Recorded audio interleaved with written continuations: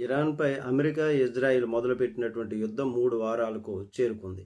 అయినా ఇప్పటికీ కూడా యుద్ధం ఓ కొలిక్కి వచ్చే సూచన అయితే కనిపించడం లేదు. ముఖ్యంగా ఇరు వర్గాల వారు కూడా భారీ స్థాయిలో నష్టం చవిచూస్తున్నారు యుద్ధంతో. యుద్ధంతో సంబంధం లేనటువంటి గల్ఫ్ దేశాలు కూడా నష్టపోతున్నాయి. మరి మధ్యవర్తిత్వం కోసం చేస్తున్నటువంటి ప్రయత్నాలని సైతం ఇరు వర్గాలు కూడా స్వాగతించడం లేదు. అందుకు బదులుగా తాడో పేడో తేల్చుకుంటున్నాయి అంటున్నాయి. మరి ఈ నేపథ్యంలో తాజాగా తమ జాతీయ భద్రతా మండలి చీఫ్ అలీ లారిజానీని ఇజ్రాయిల్ దాడుల్లో కోల్పోయినటువంటి ఇరాన్ తాజాగా ప్రపంచ దేశాలకు కీలక హెచ్చరికలు అయితే చేసింది. పశ్చిమ ఆసియా సంక్షోభం యొక్క పరిణామాలు ప్రపంచవ్యాప్తంగా అందరినీ తాకబోతున్నాయని ఇరాన్ విదేశాంగ మంత్రి అబ్బాస్ అరాంచి హెచ్చరించారు ఆయన.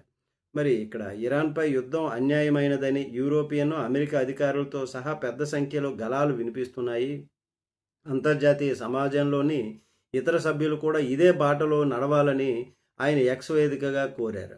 మరి ఇరాన్ వారుకు వ్యతిరేకంగా అమెరికా ఉగ్రవాద నిరోధక దళం చీఫ్ జో కెంట్ రాజీనామాపై స్పందిస్తూ ఇతర పాశ్చాత్య దేశాల అధికారులు ముందుకు రావాలన్నారు. అయితే ప్రపంచ దేశాలపైన యుద్ధ ప్రభావము పరంపర ఇప్పుడే మొదలైందని, సంపద, మతం లేదా జాతితో సంబంధం లేకుండా అందరినీ తాకుతుందని ఇరాన్ విదేశాంగ మంత్రి అబ్బాస్ అరాంజీ హెచ్చరించారు.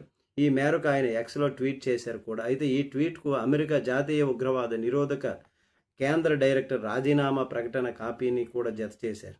ఇప్పటికే తమపై యుద్ధానికి దిగినటువంటి అమెరికా, ఇజ్రాయిల్పై ప్రపంచ దేశాల ఒత్తిడి పెంచేందుకు వీలైనన్ని మార్గాల్లో ప్రయత్నాలు చేస్తున్నటువంటి ఇరాన్ హార్మోజ్ జలసంధిని ఇందుకు కీలకంగా వాడుకుంటుంది. అలాగే గల్ఫ్ దేశాలపై దాడులకు దిగుతోంది.